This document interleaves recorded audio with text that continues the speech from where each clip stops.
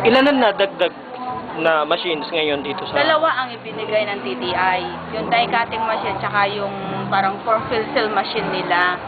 Yun. Pero originally, tayo ang nag-start ito in 2003. Through venture financing ng TAPI, 1.4 million worth of equipment para sa kanila. Sa ngayon, wala nang intervention DOST? Sa ngayon, wala na masyado. Although, Nire-recognize pa rin tayo? Oo, nire-recognize. Kasi tayo ang nagpa-training nung kanilang mga staff nila dun sa designing sa PRDC.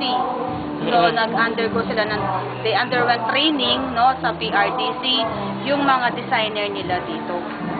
So, yun ang naging intervention natin sa kanila. Tapos, bukod doon sa equipment, no, nabigyan din natin sila ng GIA, worth 100,000 pesos worth of laboratory equipment. So, para may makapag-conduct sila ng simple testing ng product before sa malaban. Bukod dito, ma'am, may iba tayo sa setup adapters natin dito sa atin. Set-up adapters na... Sa DOST Region 3. Ay, marami. For Bulacan, yung isa, yung si Mami Au, yung Mami sa House of Mushroom. Yun, twice lang nag-avail yun ng setup assistance natin. Yan. Bukod pa yung mga ibang interventions natin. Yung nabanggit niyo yung TV White Space. For Pulilan. Pulilan. Ay, siya nga pala. In support with the Bulacan Packaging Center, na-establish natin yung BSU Food Testing Laboratory dito sa Bulacan State University. Venture financing din siya, no, para makapag-provide sila ng services sa mga SMEs on yung analysis of their product. Meron na rin silang shelf life, no, nutrition facts analysis. Tayo rin ang DOST din ang through TAPI.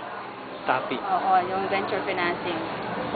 Other projects ng DOST with other agencies natin, gaya ng PICARD, in particular sa Pulilan ngayon, meron tayong ongoing project on mango development program for Pulilan. PICARD ang in-charge dun sa production aspect, cultural management. Tapos pumasok na rin ang ITBI for the processing of mango. Meron din tayo with ASTI, yung TBY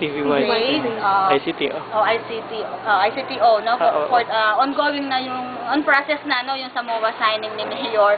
Tapos meron din tayong ongoing negotiation with LGU Pulilan para doon sa establishment ng complementary food in partnership with MIRDC and FNRI. So, na-inspect na namin yung proposed site para doon sa gagawing production center para ma-transfer na ng MIRDC yung mga equipment. We also have the Starbucks project at Santa Peregrina High School. The Digi Library. Tapos may mga... Saan po ito Santa Peregrina? Pulilan. Pulilan din. Pulilan, oo. Ano pa ba? In partnership also with PTRI, they will be establishing their handloom weaving innovation center in Barangay Ginaon, also in Pulilan. Yun, ongoing na rin yung negotiation doon na kapag site visit na sila, no, we are already preparing ng mga documents para doon sa transfer.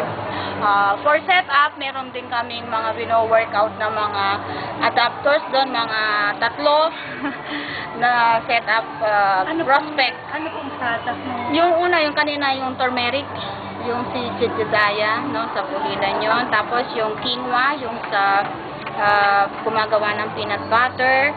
Tsaka meron pa kaming isa na bakery, no, na also interested to avail of setup assistance. Meron din kaming ongoing negotiation with LGU Pulilan regarding the adoption of the bioreactor technology. Under setup din yun. Okay, thank you, ma'am.